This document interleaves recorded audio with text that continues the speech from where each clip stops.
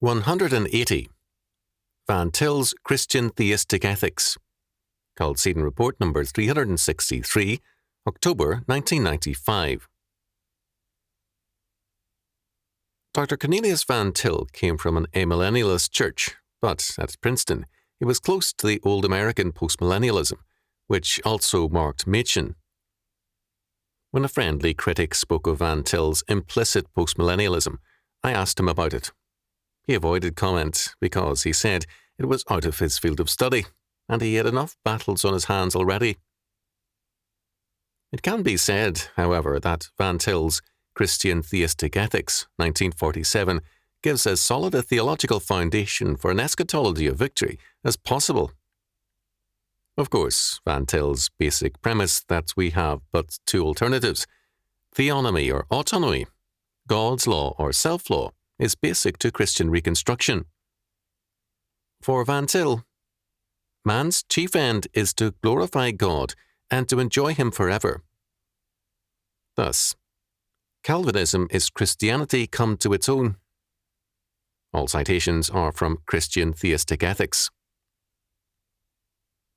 Van Til does not begin his study with some texts on the ethics of Jesus. Rather, his starting point is the atonement at Calvary.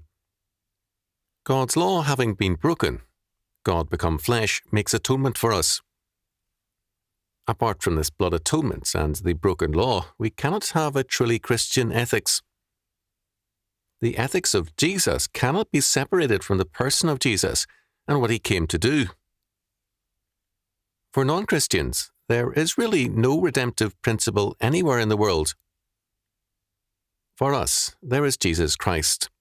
For non-Christians, we are all surrounded by an impersonal environment, whereas for us as Christians, God is our total environment. We live, move, and have our being in Him. The non-Christian lives in an impersonal, neutral world, whereas we live in God's world and under God's law. Man's summum bonum, his highest good, is the kingdom of God. The realized program of God for man. Man must realize himself as God's vicegerent in history. He is the head of creation under God. Non-Christians take existence as it now is as being normal, whereas the Christian knows it to be fallen and in need of redemption. Fallen man dreams of utopias in which men are changed by controls and laws, whereas the Christian knows that only atonement and regeneration can create a new man and a new society. For the non-Christian, sin is thought of as something that can easily be removed by changing man's environment.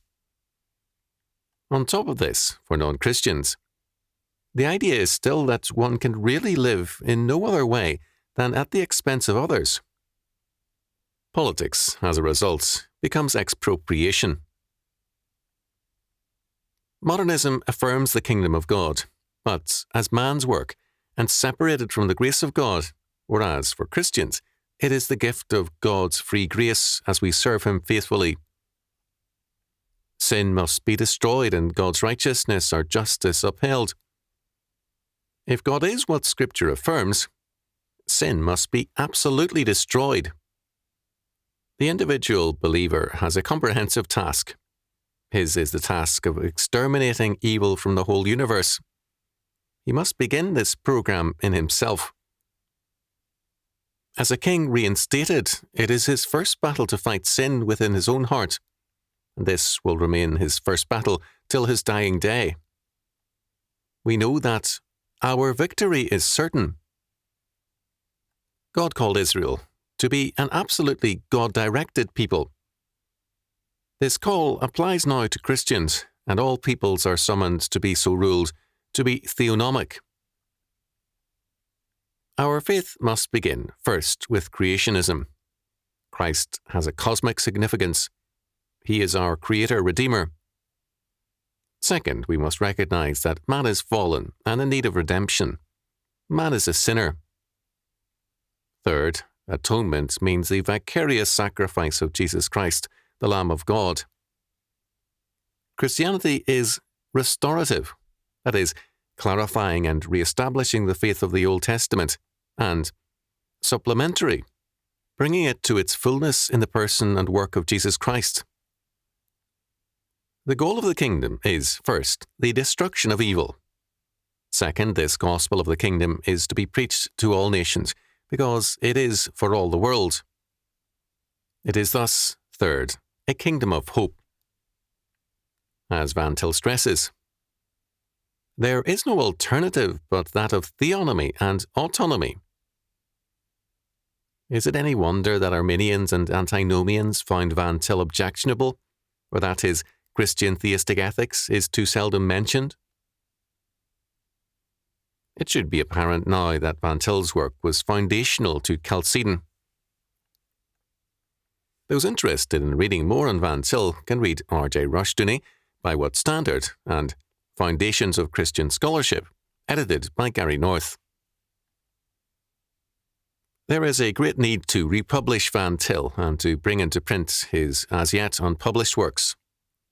This would be a very expensive project, but one with an impact for generations to come. Are you interested?